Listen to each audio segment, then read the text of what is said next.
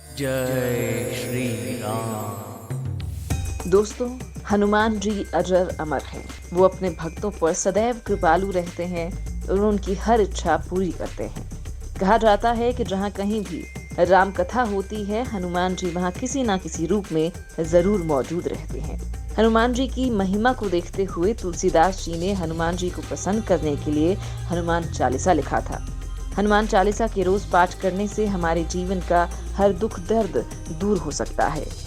हम हर संकट से बाहर निकल जाते हैं। दोस्तों, हनुमान जी के बारे में अनगिनत बातें कही जाती हैं। कुछ बातें आपने सुनी होंगी और कुछ नहीं। कुछ ऐसी बातें हैं जो काफी रोचक हैं और आपको हैरान कर देंगी।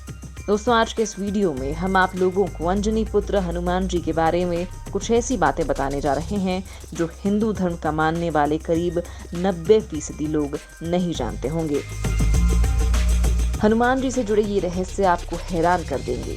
दोस्तों, ज्योतिषियों के सटीक गणना के अनुसार हनुमान जी का जन्म 58,112 साल पहले झारखंड के गुमला जिले के आंजन नाम के छोटे से पहाड़ी गांव के एक गुफा में हुआ था। हनुमान को भगवान शिव के 11वें रुद्रावतार और सबसे ताकतवर और बुद्धिमान माना जाता है। हनुमान जी की माता अंजनी पुनर्जन्म में पुंडरिक स्थला नाम की अप्सरा थी।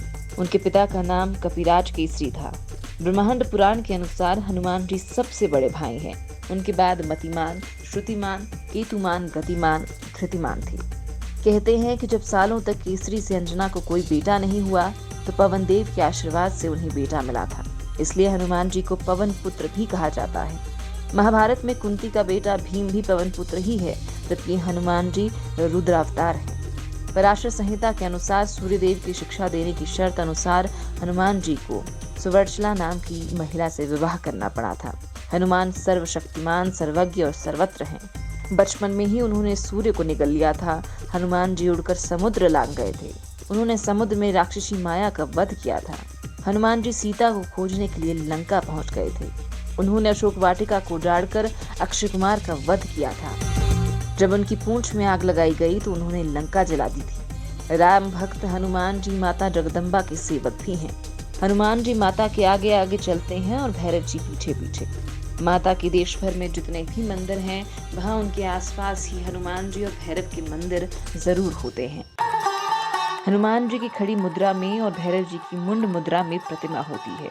कुछ लोग उनकी ये कहानी माता वैष्णो देवी से जोड़कर देखते हैं। वैसे तो हनुमान जी को वरदान में कई शक्तियां मिली थी, लेकिन फिर भी वे बगैर वरदानी शक्तियों के भी शक्तिशाली थे।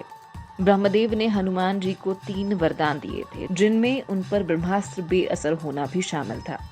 वैसे तो सभी देवताओं के पास अपनी अपनी शक्तियां हैं, जैसे विष्णु के पास लक्ष्मी, महेश के पास पार्वती और ब्रह्मा के पास सरस्वती, मगर हनुमान जी के पास खुद की शक्ति है।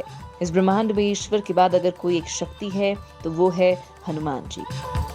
महावीर विक्रम बजरंगबली के सामने किसी भी तरह की मायावी शक्ति ठहर नहीं सकती, और इसीलिए बीमारी और शोक, भूत पिशाच, शत्रु बाधा, मायावी जाल जैसे समस्या होने पर हनुमान जी अपने भक्तों की रक्षा करते हैं।